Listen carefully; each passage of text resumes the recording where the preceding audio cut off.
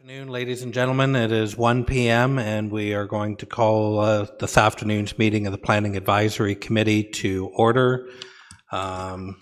First off, to acknowledge the National Indigenous Peoples Day on June 21st.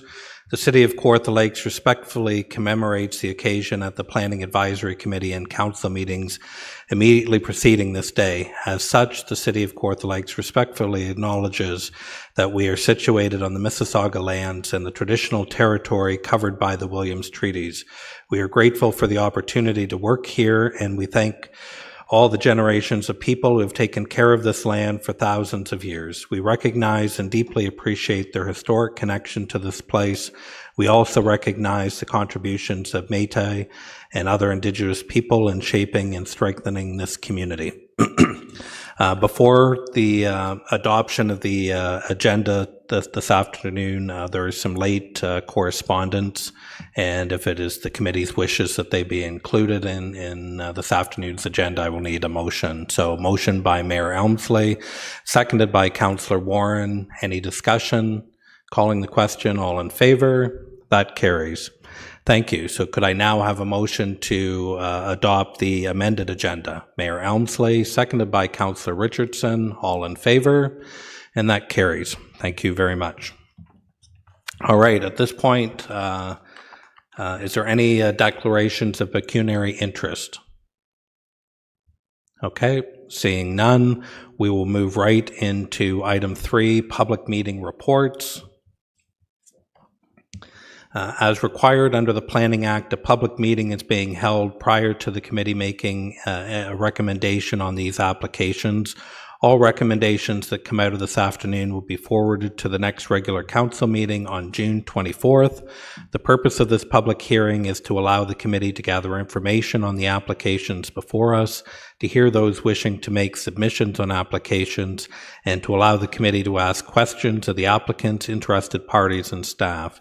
Everyone speaking today is requested to state their name for the public record, and in the interest of time, the committee respectfully asks that you keep your comments to no more than 5 minutes. When the appropriate time comes after the planner makes their presentation, members of the public will be provided an opportunity to speak to any public meeting items on the agenda. At that point, please either unmute yourself and turn on your video, or come to the podium and press the speak button to activate the microphone. So with that, we will begin with item 3.1, Plan 2025-031, an application to amend the Township of Eldon zoning bylaw 94-14 at vacant land on Water Street, Part S, Part Lots 43 and 45, and Part Lot 44 and 46 concession north of Portage Road, 247-4798 Ontario, Inc.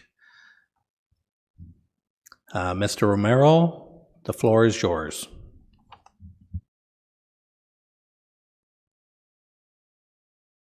Hold on, just sharing my screen. There we go. Good afternoon, everyone. My name is Rafael Romero. I'm an urban planner from Dillon Consulting Limited, here on behalf of the City of Kawartha Lakes Development Services Division. Thank you for the applicant for being virtually here today, and to staff, the chair, and the rest of the Planning Advisory Committee for considering this zoning bylaw amendment application to fulfill a condition of consent for the severance of the subject lands under consent file D03-2023-037. The zoning bylaw amendment would rezone the proposed severed lands from Community Facility to Hamlet Residential Exception 5 to enable the creation of a residential lot for a single detached dwelling and address its reduced lot frontage. I would like to note that notice for this application was originally given to each the landowner, agencies, and departments in accordance with matters of the Planning Act. The subject lands are located, as shown on screen, are legally known as part of lots 43, 44, 45, and 46 in the concession north of Portage Road, located in the former township of Eldon, which is now part of the City of Kawartha Lakes. These subject lands encompass a total area of 32.25 hectares with approximately 25.56 meters of frontage on Water Street. The subject lands are vacant, and concerning this zoning bylaw amendment application, these severed lands are 0.76 hectares. Surrounding land uses include agricultural uses to the north, residential to the west and south, and extractive, industrial, and agricultural to the east. These subject lands are designated hamlet and environmental protection in Schedule A4 of the City of Kawartha Lakes official plan, and is zoned community facility on Schedule B of the Township of Eldon zoning bylaw, number 9414. As per the condition of consent under consent file D03-2023-037, the applicant seeks to rezone the severed lands from community facility to hamlet residential, exception 5, to permit a single detached dwelling and address the reduced lot frontage. At this time, this fulfills the statutory public meeting as set out in the Planning Act. For the purpose of the minutes, I would like to note a few revisions that have been amended in Plan 2025-031 report, which were amended.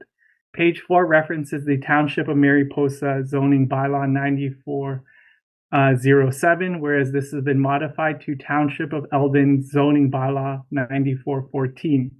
On page 6, KRCA refers to consent application D03-2025-005, whereas this has been amended to D03-2023-037. On Appendix D, Section 1.03 refers to Hamlet Residential Exception 3, which has been amended to Hamlet Residential Exception 5. Now, finally, of the revised Planning Advisory Committee report, Plan 2025-031, the proposed zoning bylaw amendment seeks to amend Schedule D of the Township of Eldon zoning bylaw 9414, which from the community facility zone to the site-specific hamlet exception 5 zone for the severed lands as shown on screen. The textual amendment would recognize the reduced lot frontage on the subject lands of 25.56 meters. In terms of policy conformity, the zoning bylaw amendment is supported in the Provincial Planning Statement 2024 and the City of Kawartha Lakes official plan. As part of the review, relevant departments and agencies were circulated on the application as noted in the report. Any comments received have been addressed.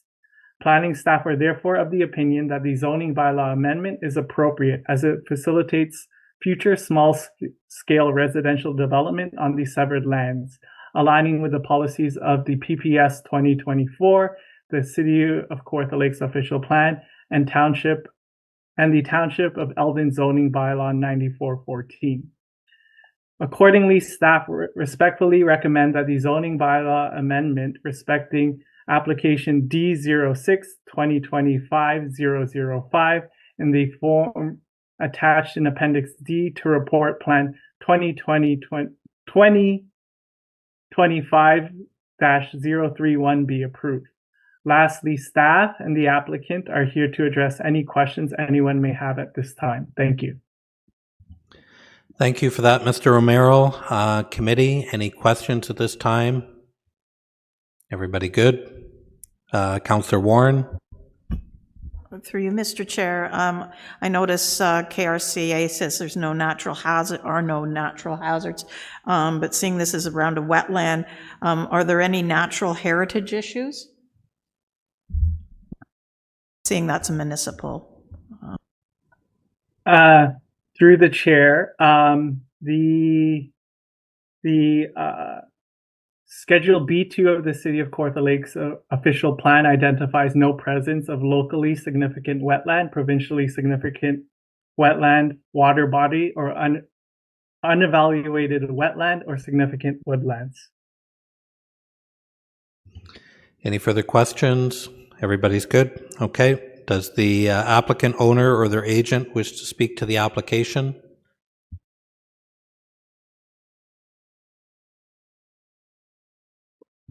Thank you, Mr. Chairman.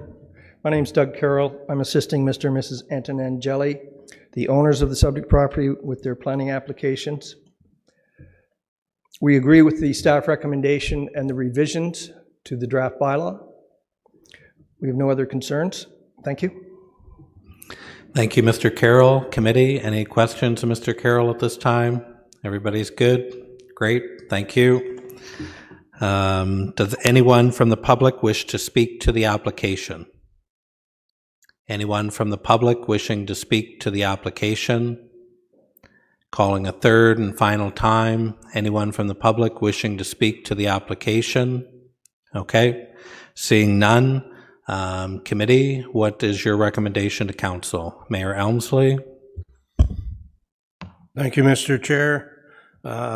Recommendation that report plan 2025-031, application to amend the Township of Eldon zoning bylaw 9414 at vacant land Water Street, part south lot, part lots 43 and 45, and part lot 44 and 46, concession north of Portage Road, NPR 2474798, Ontario Inc., Anton Angeli, be received for information that a zoning bylaw amendment respecting application DO6 2025-005 substantially in the form attached as Appendix D to Report Plan 2025-031 be approved and adopted by Council, and that the Mayor and Clerk be authorized to execute the documents required by the approval of this application.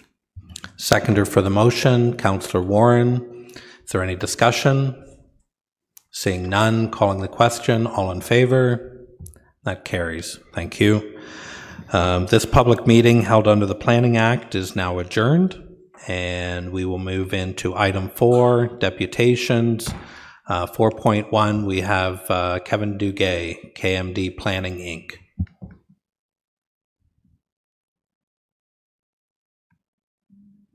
Thank you, Mr. Chairman. Committee members, I assume persons can hear me. Yes? We can. Thank you very much. Mr. Chairman, committee members, I'm the planning consultant for 75 Main Dev Inc. They have submitted to your city applications for zoning bylaw amendment. That application was filed through my office on June 10, 2024. Subsequently, there was a public meeting, PAC, at which a determination was made that an official plan amendment was also required. That application and the companion planning justification report documents were filed in September of 2024. And then there was supplementary material provided by my office in mid-February 2025. Today, Planning Advisory Committee is considering a recommendation report respecting a proposed development contained in 2 townhouse buildings having 16 units, of which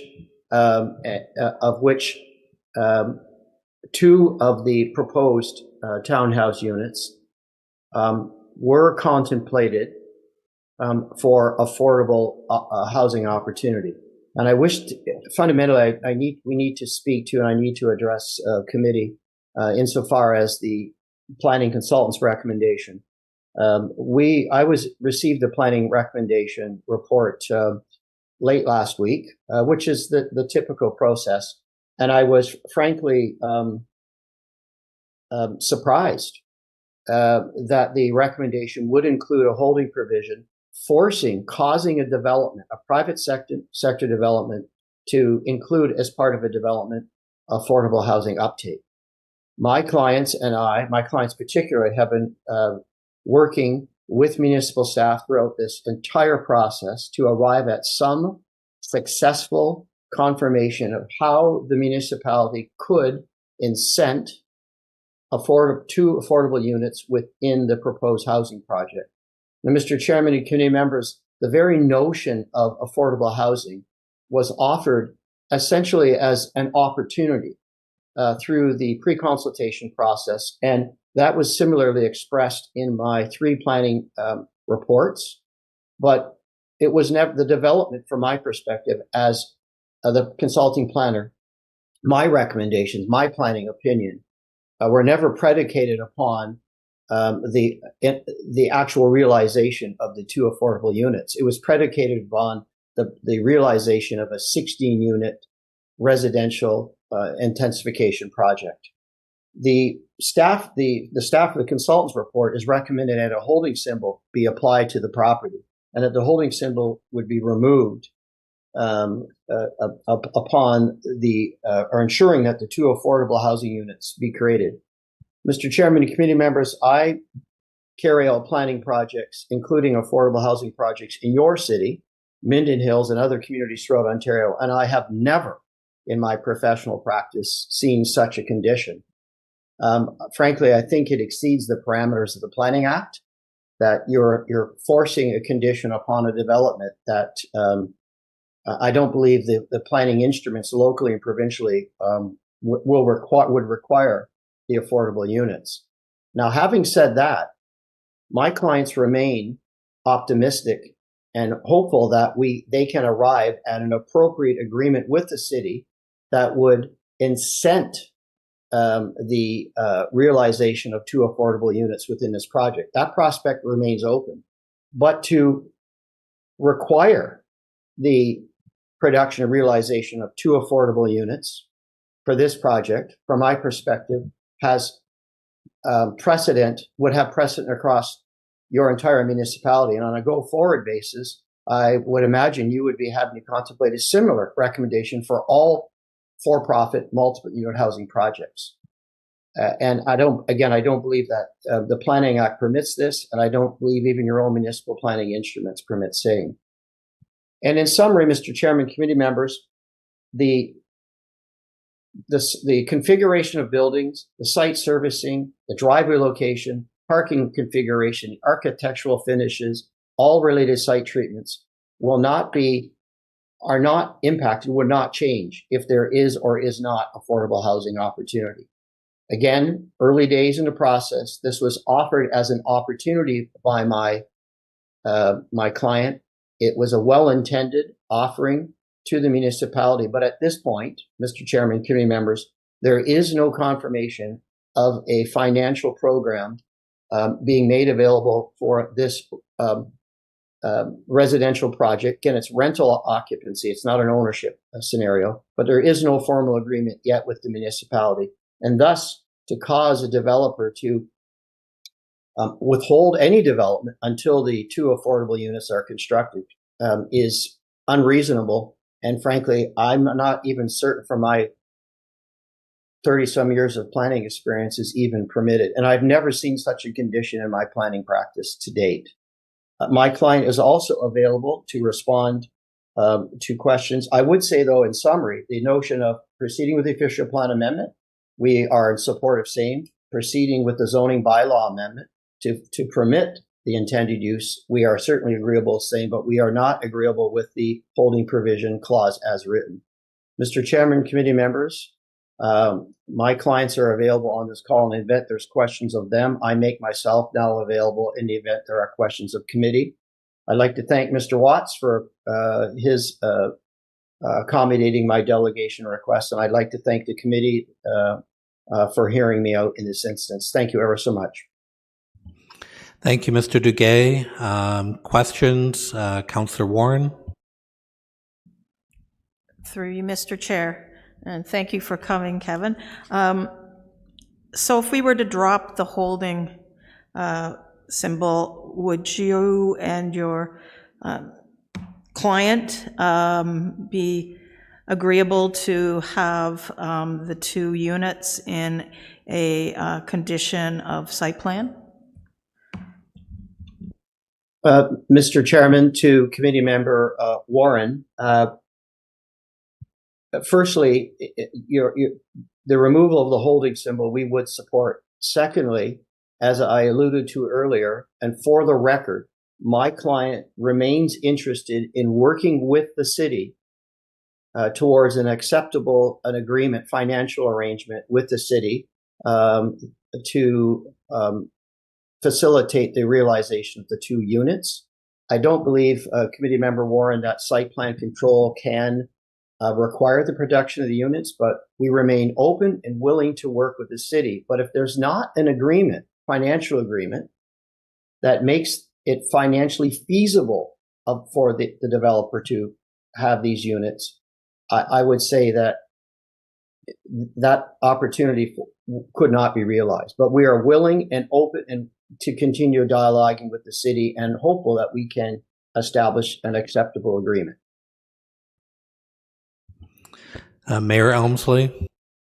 Mr. Chair, is it appropriate if I ask staff a couple of questions? Go right ahead. Thank you. To the director, do we not have a bylaw in place that requires all new development builds to provide a certain percentage of affordable housing? Mr. Chair, thank you to the mayor. Thanks for the question. Currently, not a bylaw per se. We do have the policy guidance through the official plan, and of course that is reflecting alignment with the provincial planning statement. That said, there are other bylaws related to affordable housing. You might recall municipal housing facilities agreements. Those are permitted through bylaws, but I don't know that that's necessarily what you're referring to here. That refers to how fees are applied, for example. So we do have targets set out in the official plan, and that is the extent of the regulation or the codification of affordable housing at this point. I will add, though, that our housing pledge from, quite recently, the end of 2023, does include targets for affordable housing in alignment with our more general housing goal of 6,500 units by 2031. Thank you. And if I could, question to Ms. Corley. If the developer was to build 2 affordable units in this, are there opportunities through Halliburton Kawartha Housing Corporation or through the province, provincial housing, to offset costs or rent geared to income or something of that nature, which would in effect make the developer whole? Through the chair to the mayor. With regards to your question, there is currently a council policy that does permit developers who are looking to provide affordable housing that meets the city's definition of affordable housing that does align with the provincial policy statement. If those affordable units can meet that threshold, then they are eligible to seek out waivers of municipal fees and charges. As far as grant funding goes, we have very limited amount of grant dollars available from the province for those sorts of incentives, and we are primarily using those towards our developments that KLH Housing Corporation is directly building, because then we have access to those affordable units indefinitely versus a very time-limited arrangement, which is usually the case with a private developer. And as far as making the units deeply affordable, that would really be funded through the tax levy to provide a rent supplement to make those units deeply affordable. Thank you. And perhaps one last question, Ms. Barry. If a portion of a build is affordable housing, it is usually our policy on affordable housing, certainly with KLHC, to do something with development charges. Would we see an opportunity to do that here, or if 2 of the units were to be declared affordable, or is that not possible? Yep, thank you for the question again through the chair to the mayor. You're absolutely spot on. There are mechanisms through the municipalities' policies, as well as through provincial regulation that would allow substantial reduction in development charges, in cash, in lieu of parkland. So in the collection of, those would all be embedded into the site plan agreement if there was a contractual obligation with the affordable housing units, 2 of them. So if this developer went forward and 2 affordable units, and I assume they have to meet the city's or the province's, our definition of affordable housing, then those possibilities would exist. They would, yes. Thank you. Councillor Warren? Through you to Ms. Berry. On that, so at what point, is it through site plan? Mr. Duguay said that could not be, but how do we make sure that there are affordable housing units going forward?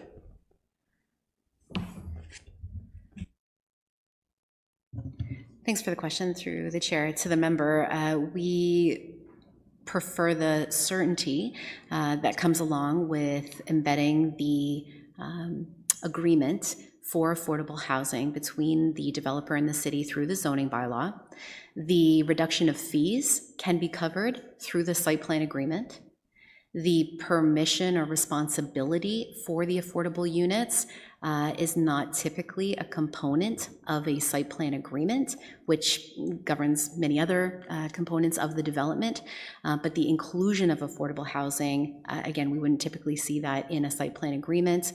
If that is a sort of compelling point of either debate or question, we would far sooner recommend that the Planning Advisory Committee provide staff and the proponent, if they're agreeable, to exploring that option as one option for you to consider before a final decision is made on the zoning bylaw that's in front of the committee today. Granted, we haven't heard from staff yet the update report and the recommendation and what's that based on.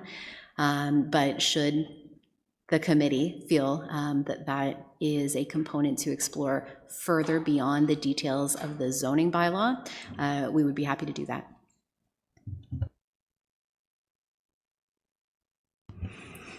Okay. Any further questions of Mr. Duguay at this time? Everybody's good. Ms. Nugent, go ahead. Thank you. Being new to the committee and not knowing the history of this file, I'd like to clarify who brought up the 2 affordable housing unit. Was it the applicant or was it a requirement of the municipality when the application was received? Mr. Chairman, in response, the idea, the concept of affordable housing was first led, it has been led by the developer, always predicated upon an appropriate financial arrangement with the city. And that was expressed in my planning opinion reports. But we saw an opportunity, and I've encouraged this developer, and they are to be commended for still considering same, but it was always predicated upon, Mr. Chairman, to the committee member, that there would be an appropriate financial arrangement and agreement with the city, which is still yet not in place. Thank you. Any further questions to Mr. Duguay at this time? Everybody's good. Thanks for your deputation, Mr. Duguay. Can I get a motion to receive the deputation? Councillor Warren, seconded by Member Barkwell. All in favor? That carries. Thank you. With that, we will move into item 5, which is correspondence. There was correspondence circulated as per the amended agenda in everybody's package. Could I have a motion to receive those correspondence? Councillor Warren, seconded by Councillor Richardson. Any discussion? Calling the question, all in favor? That carries. Thank you. Moving into item 6, regular and returned reports. Item 6.1, Plan 2025-032, applications to amend the Kawartha Lakes official plan and Bobcaygeon zoning bylaw 16-78 at 75 Main Street, Bobcaygeon. Mr. Romero, do you want to give an overview, please?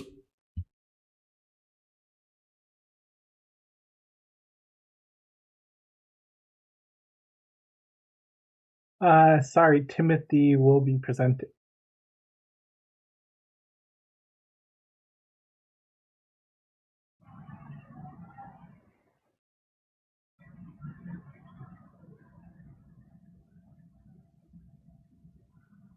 Can you hear me?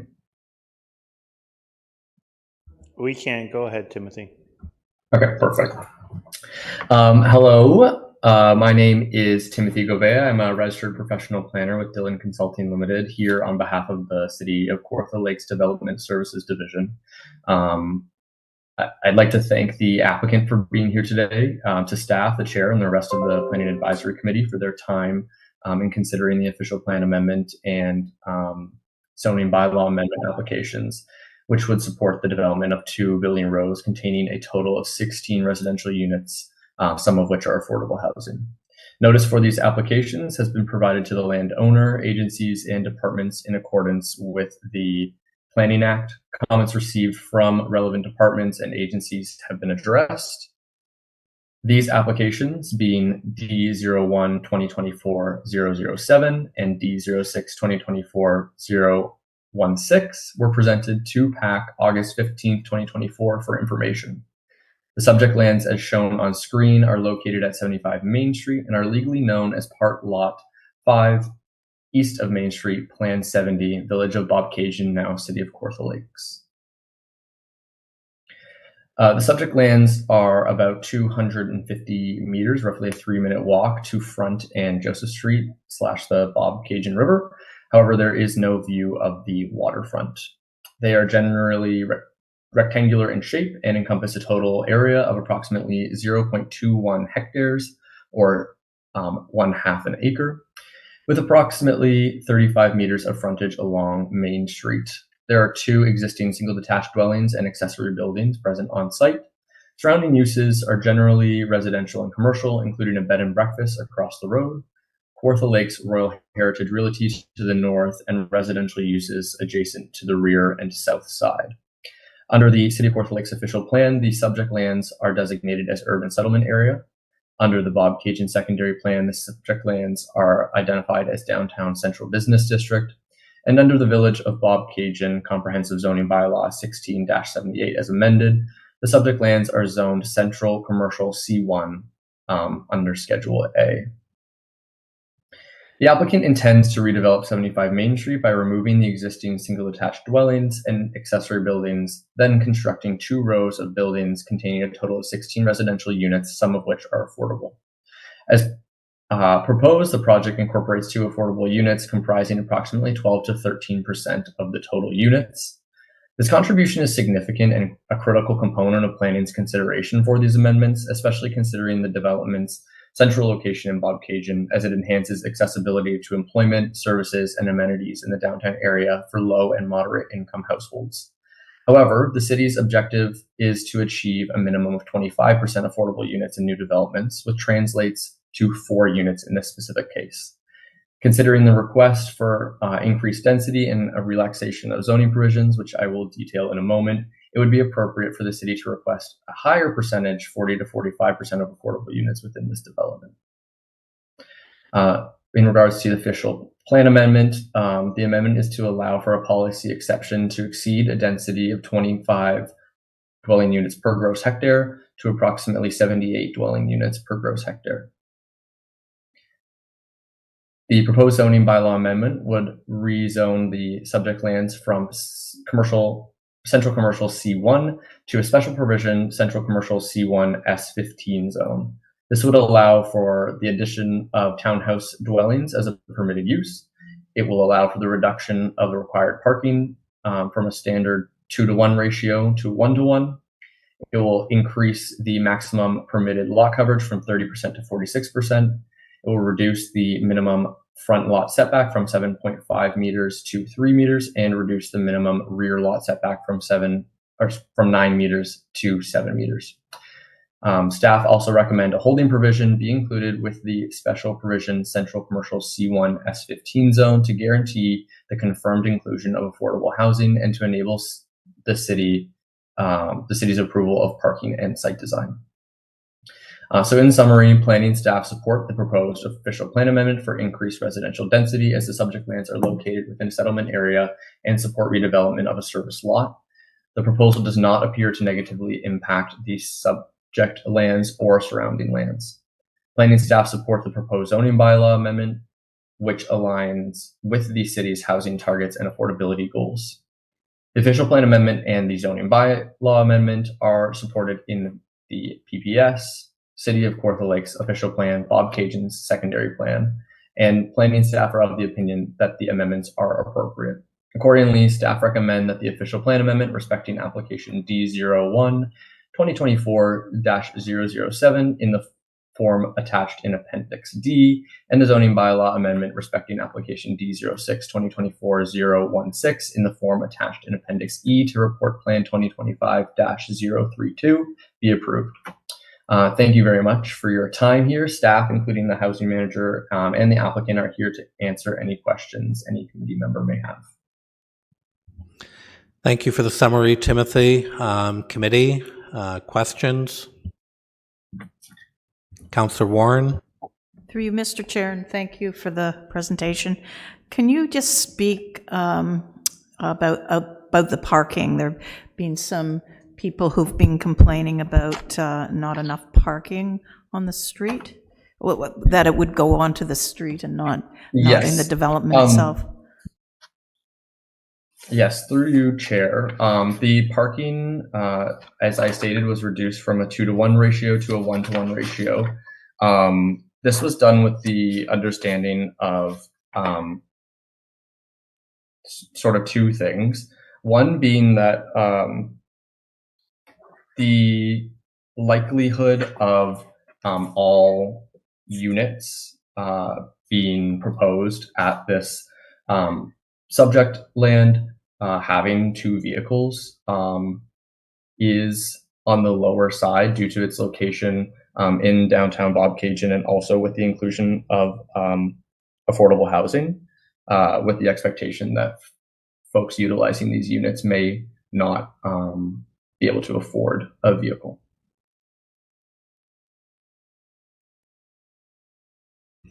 Mayor Elmsley? Or multiple vehicles. Thank you. Can you tell me, you alluded to affordable housing. What is your definition or your client's definition of affordable housing? Yes. So through the chair, under the city's affordable housing target program, the city's definition for affordable rental housing is rental housing with a rental rate not exceeding 30% of the gross annual household income of the lowest 60% of renter households within the service area, or is at or below the average rental rate within the service area, whichever is the lesser. So in this case, that would be between $1,200 and $1,900, depending on the number of bedrooms contained in a unit. Councillor Richardson? Thank you, and through you, Chair. Can you just confirm to me the necessary impact from our position of stating and staying with the holding provision on this application? Sorry, could you just repeat the beginning of your question? Yep, no problem. I'm just wondering, from our position as a city, the importance of the zoning bylaw amendment keeping the holding provision in place. Yes, the holding provision was chosen as a tool through the Planning Act to guarantee the provision of the 2 affordable units. Without that holding provision, there is not really a means to hold the developer accountable for those 2 units. Thank you. And, listening to the material based on this returning report, we clearly can see that we have made some concessions to work with this builder. We have reduced our affordable allotment. I really feel at this time we've done quite a bit as a city to support this application, and that's just my perception looking at it right now. Any further questions? Member Barkwell? Thank you, through Mr. Chair. In your report, you said that we could request that the developer include some affordable housing, and then when the bylaw comes in, it says that Section D that the developer refers to says that there will be a holding.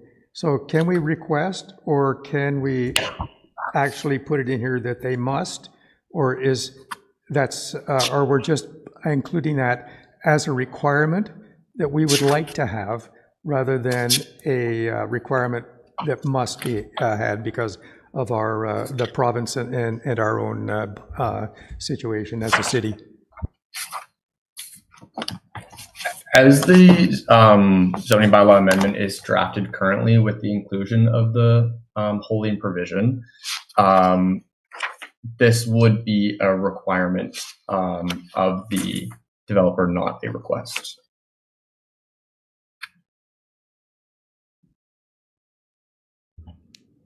Member Nugent? Thank you, Mr. Chair, and thank you for the presentation. I was reading the comment from the public in the report, and to me, for a 1.5 acre parcel where somebody's proposing to build 16 units, it does seem quite dense. And just looking at the public comments here, it seems like the neighbors are very concerned about the immense increased density. What is the, I guess, I'm just looking for some kind of benchmark. Like, is 16 units quite a lot for this area? And what is the usual number, or a more optimal number that, we can say, okay, well, that's not too dense. We have municipal services that can support that number. That might be lower than 16. So I don't know the exact calculation that of number of units that would fit on this lot based on the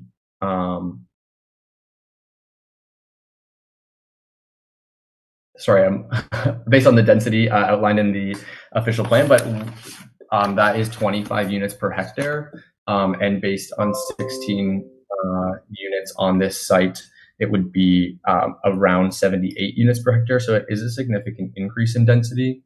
However, the site is serviced and in a location in an urban settlement area where we believe that a density of this level is appropriate, especially given the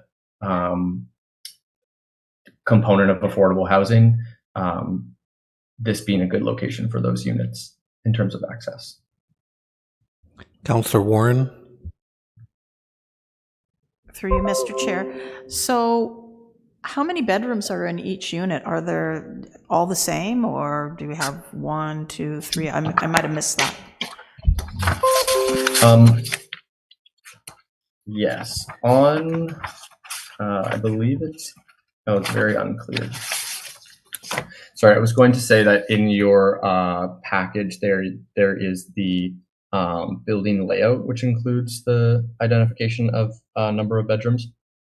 However, it does appear to be fairly difficult to read, so I don't have that exact breakdown for you now, but I can provide that following this meeting.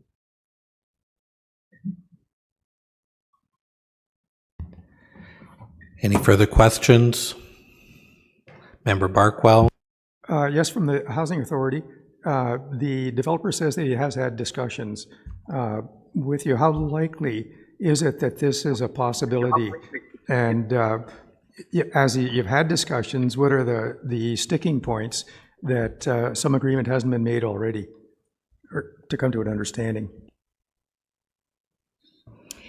Through the chair to the member, there was conversations, emails, correspondence, and then subsequent meetings back over the months of October and November of 2024.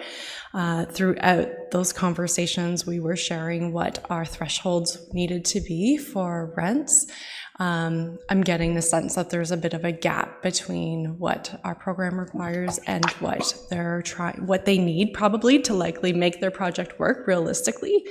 But at this point, with the established city program and incentives, the city's not in a position to extend additional incentives beyond what's in place with our policies to fill that gap on behalf of that developer, but ultimately then a city really truly making it affordable.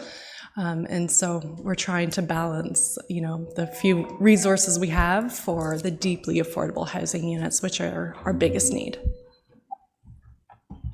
To follow up, so you've suggested a number that the city could afford for rent, and the developer feels that that's not enough for him to move forward with the 2 units.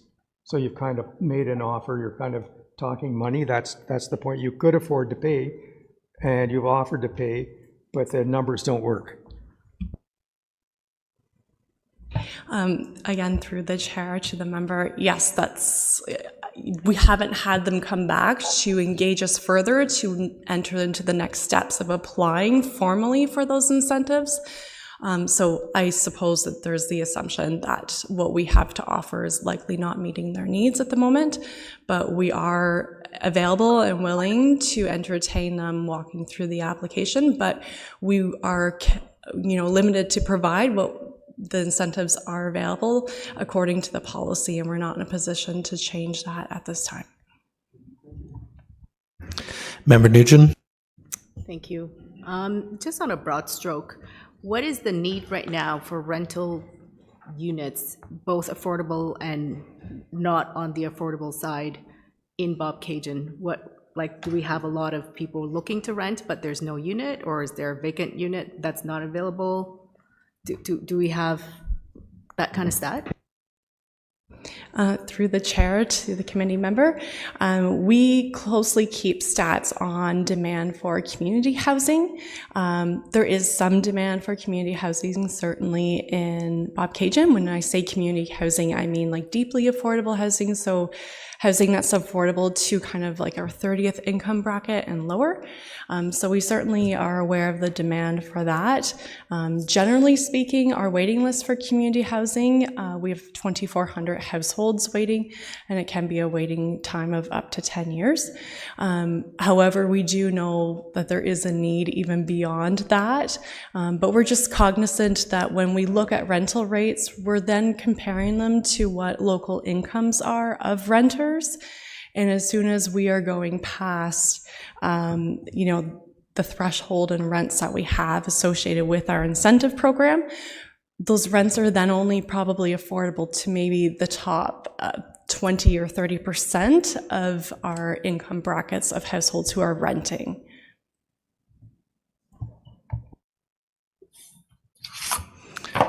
Any further questions? Discussion? Recommendations? Mayor Elmsley?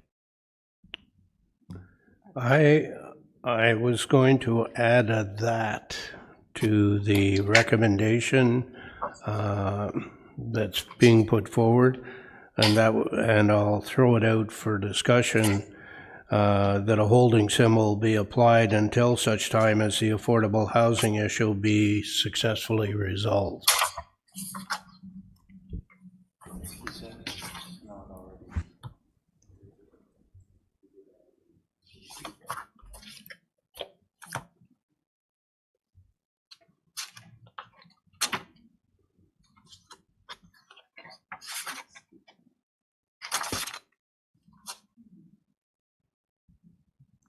Director Barry's just pulling a section up here that she's going to read. Thank you. Through the chair to the mayor, if I may just focus our attention on Article D of the draft zoning bylaw to see if it meets the intent of what you're suggesting the committee consider. So this is at Article 1.02, subclause D, where the zone designation on Schedule D is followed by the holding symbol. The lands are subject to the inclusion of 2 affordable housing units. Once the city has received confirmation that affordable housing will be included and registered on title, the holding symbol can be removed by amendment to the bylaw. So I think what she's saying is there's not a need for your that it's already covered in the proposal. Is that correct? In my It's opinion, just in the motion we have, there's nothing that relates to the holding symbol. It's in the bylaw. Oh, it's in the zoning bylaw. Oh, okay. I didn't know that. and, So I'll withdraw my motion. Member Nugent? Sorry, just to clarify the point that Mr. Mayor has made. So it is in the zoning bylaw, but from what the director has read out, once there is confirmation, that would be removed from the bylaw? Thank you for the question. So to clarify, the holding symbol would be lifted by council when the city, when staff receive confirmation that the affordable housing component has been incorporated. And there are about 3 options or alternatives in the staff report as to how that can be achieved. So we wouldn't be removing, or council rather, wouldn't be removing any affordability component, just the H symbol that otherwise prevents a building permit from being issued.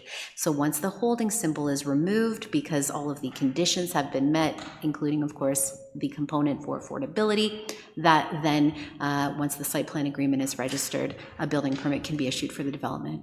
Okay, thank you. Just another clarification. So once it is removed and the condition has been met, where would it be, I guess, documented so that there's an enforcement element? Council meeting. Okay, so it'd be in the minutes of a council meeting. Correct. Okay, thank you. Councillor Warren? Just to be clear, and that's the only part of the holding is for the 2 affordable, because you said, kind of intimated there were other things. It's just the affordable housing. To clarify, yes, the other components are just the other relief, not of the holding condition, the other components of relief in the site-specific zoning. Right. Relate to increased density and reduced setbacks and reduced parking, but the affordability component is only tied to the holding. Thank you. Mayor Elmsley? Thank you, Mr. Chair. Through you to the director, or to Ms. Corley, I'm not sure who may know the answer. Was the applicant aware with the affordable housing that there could be a reduction of development charges and other fees and permits if the affordable housing went forward? Or would this be new news to them? Thank you for the question. If it is new news, we hope that it comes with some delight because it is a substantial savings. In my opinion, I don't believe it would be new news, although I personally haven't had the conversation with the developer explicit to the amount, for example, of reduction. This did factor into earlier conversations, even before the applications were filed, as to the potential savings, whether that was through the contractual obligation or through other incentives like the reductions that we spoke of already. This is also, I believe, a component, at the risk of putting words in my friend's mouth, my colleague on the line, Mr. Duguay, I suspect that this information was also conveyed through the planning consultant to his client. My reason for saying that is that, to Ms. Corley's point, that the reduced amount of rent as a result of being affordable housing does not make the project work, that if there is an appropriate reduction in fees and permits, that may make it work. Ms. Corley, did you want to add as to what was offered or presented to the developer? Sure. Thanks, Chair, and to the member.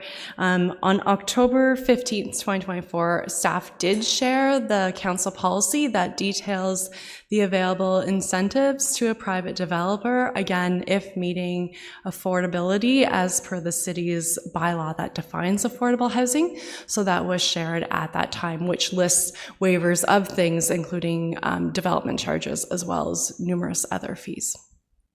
Thank you, Ms. Corley. Councillor Warren? Through you, I was just wondering, the developer is online. Is it possible to hear anything from him, or? He's not on. Okay, thank you. I thought he was. Thanks. Ms. Nugent? Thank you, Mr. Chair. I know we're debating and kind of contemplating the difficulty of the developer proceeding with the 2 affordable housing units. However, can we just have a brief moment and consider what our planner has said, which is it actually should be more, like 4 units. What is our feeling about that? Member Barkwell? I can tell you what my feeling is. I think we bent over backwards to allow the developer to put 3 times as many units on this piece of property as our bylaws would recommend for we should have 25 units per hectare, and this is 78. So I think if allowing these additional units to be built does not allow the developer to reduce the rental rate on 2 units, then I just don't understand it. I think we've done what we should do. I think the developer, if he's debating whether this is affordable for him now, I say it's an amazing opportunity he has, and I think the city's done the right thing. That sounds an awful lot like a thumb up for a motion that you should have made. I'd like to move the motion that report number that's the wrong one. That the official plan amendment respecting application D01 2024-007 and substantially in the form attached as Appendix D to report plan 2025-032 be approved and adopted by council. That a zoning bylaw amendment respecting the application D06 2024-016 substantially in the form attached as Appendix E to report plan 2025-032 be approved and adopted by council, and that the mayor and clerk be authorized to execute the documents required by the approval of this application. Is there a seconder for the motion? Councillor Richardson. Discussion?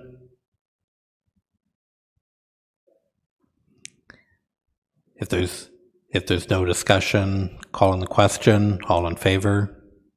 Any opposed? And that carries. Thank you. That brings us to item 6.2, ENG 2025-003, Municipal Infrastructure Design Guidelines Annual Update. Manager Timms, the floor is yours. Thank you. Through you, Chair, to the council or committee. Today, I'm here to present the Municipal Infrastructure Design Guidelines Annual Update for 2025. You may be thinking, why is it so delayed that we're halfway through 2025 and we're just bringing our annual update now? There is a good reason for that. The city was undertaking our master servicing study and transportation master plan. So we wanted to wait till those studies were completed to ensure we captured any recommendations done through those studies aligned with our annual update and our guidelines. So I'll walk through a high level of the changes we made to our guidelines for 2025. In general, we are going to change the date to 2025. We've improved the formatting and language to be consistent across all our various infrastructure guidelines. We've included title of all referenced Ontario provincial standard specifications and drawings for ease of reviewing. Underwater, we have made minimal changes. It's just for the operations. For our cul-de-sac detail, we've moved one of our hydrants to allow for better flushing of the system for our operations division. Under sanitary, once again, minimal changes. We did some minor revisions to align with our MECP environmental compliance approval design criteria. Once we go to roads, we have made some more changes with roads as a result of the transportation master plan. We have reduced our daylighting, our sight triangles at all intersections, so that's the land at the intersection for visibility. We previously, for a local-to-local, had a minimum sight triangle of 9 meters by 9 meters. It's now being reduced to 5 meters by 5 meters. Our local to a collector road was a 9 by 12 sight triangle. It is now 5 by 10. And for a collector to a collector is going from 12 by 12 to 10 by 10. And for anything greater than that would be a 10 by 15 or a 15 by 15 daylight triangle. We have also improved the language on culverts for residential driveways in rural developments, that there has to be individual driveway culverts, and if there's a paired driveway, they have to have a separation between them. We have also included a new 20-meter road cross-section that includes a 3-meter wide multi-use path to support new development and active transportation. That is all for the roads guidelines. For stormwater management, we've really consolidated the document to be more user-friendly. We've included a list of external references with links to those external references to support the proponent's designs. We're still supporting low-impact development and emerging technologies to achieve water quality objectives, but really we consolidated that document just to make it more user-friendly. It was really hard to navigate before. So that's the main change for stormwater. Then in general, we are also including an updated construction management plan report template. So we've had, all the development teams have struggled with what we want to see for construction management plan. So development engineering has created a template document that walks them through exactly what we're looking for and gives them sample language, sample drawings, kind of lays it out step by step what we're looking for. So that should help with the development teams preparing construction management plans going forward. And we've also, as a result of the transportation master plan, are including transportation impact assessment guidelines on our website. So that'll walk the proponents through what's required for a traffic impact assessment. So what they need to do if they're proposing a drive-through or for different types of developments and densities, what they have to do step by step and what that results in. If it's a traffic brief, an impact statement, a full traffic report, etc. So that's the changes we're looking to make for 2025. And if you have any questions, I'm happy to answer them. Thank you for that very detailed summary, Manager Timms. I believe Mayor Elmsley might have a question for you. Actually, I have two. I don't know if you were aware of Committee of the Whole yesterday that a memo came forward that was approved to go to council, and it has to do with the connection of Eves Troughs to sanitary sewer. And I just want to be sure that our current rules and regulations state that Eves Troughs cannot be connected to sanitary sewers? Yes, that is also in a bylaw, but our municipal infrastructure guidelines also speak to no stormwater connections or east troughs to our sanitary connections. Thank you. And secondly, when you're talking about stormwater management, in the rural areas on new builds, it's my understanding that culverts for people to access their property, the initial installation is on the owner to install, and afterwards we maintain. Is that still the way it works? Thank you, through you, Chair, to the Mayor. Correct, for new development, the developer would be installing all the entrance culverts for new subdivisions. And I believe through the entrance permit, through Public Works, it's the same that way, that the resident installs the culvert and then the city is responsible for the maintenance of that culvert. Councillor Warren.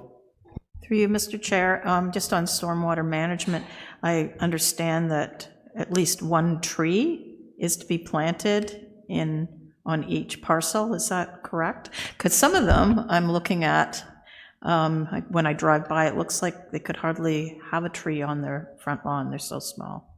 But that's one of the criteria? Yes, through you, Chair, to Councillor Warren, that is a criteria. We look for one tree to be planted per lot in a new development. Unfortunately, with utilities and how tight lots are and how much infrastructure needs to go in fronting those lots, we're struggling to get a tree in per lot. So we're looking at other ways of when they're dedicating like parkland to us, planting additional trees on the parklands. So we're still trying to achieve that 1-to-1 ratio. Just thinking, looking at bushes or whatever, or heritage bushes, something like that, that take up less space, but add to alleviating the water issues. No hawthorn. Any further questions for Manager Timms at this time? Everybody's good? If that's the case, could I have a motion to receive the Municipal Infrastructure Design Guidelines Annual Update? Mayor Elmsley, second by Councillor Warren. Any further discussion? Calling the question. All in favor? That carries. Thank you. That brings us down to item 7, our final motion of the day. Anyone? Motion for adjournment, Member Nugent, seconder. Member Barkwell, all in favor? That carries. Thank you very much.